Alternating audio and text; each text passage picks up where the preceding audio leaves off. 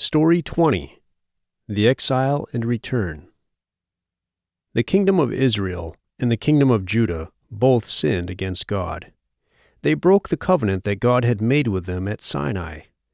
God sent his prophets to warn them to repent and worship him again, but they refused to obey.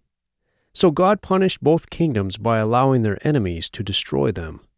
The Assyrians were another nation that became very powerful. They were also very cruel to other nations. They came and destroyed the kingdom of Israel. The Assyrians killed many people in the kingdom of Israel, took away everything they wanted, and burned much of the country. The Assyrians gathered together all the leaders, the rich people, and the people who could make valuable things.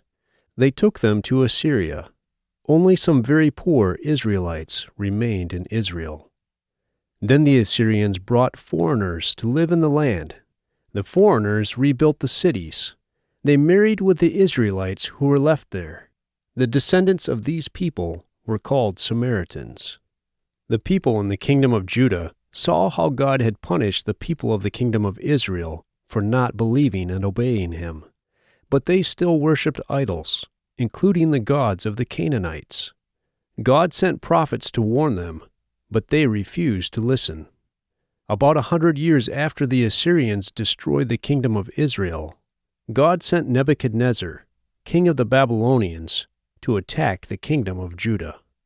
Babylon was a powerful nation. The king of Judah agreed to be Nebuchadnezzar's servant and pay him a lot of money every year. But after a few years, the king of Judah rebelled against Babylon. So the Babylonians came back and attacked the kingdom of Judah. They captured the city of Jerusalem, destroyed the temple, and took away all the treasures of the city and the temple. To punish the king of Judah for rebelling, Nebuchadnezzar's soldiers killed the king's sons in front of him and then made him blind. After that, they took the king away so he would die in prison in Babylon. Nebuchadnezzar and his army took almost all of the people of the kingdom of Judah to Babylon, leaving only the poorest people behind to plant the fields. This period of time, when God's people were forced to leave the promised land, is called the exile.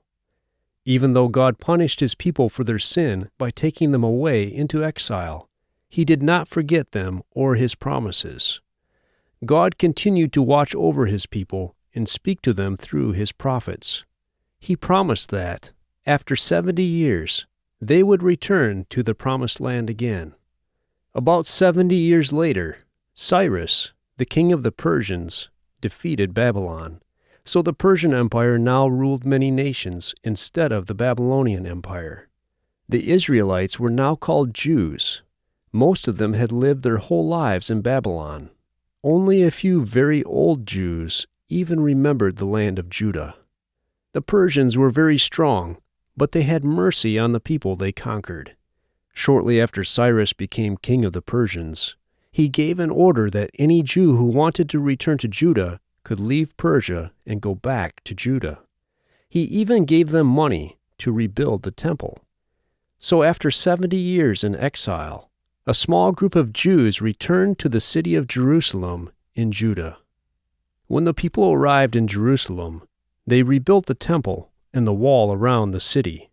The Persians still ruled over them, but once again they were living in the promised land and worshiping at the temple.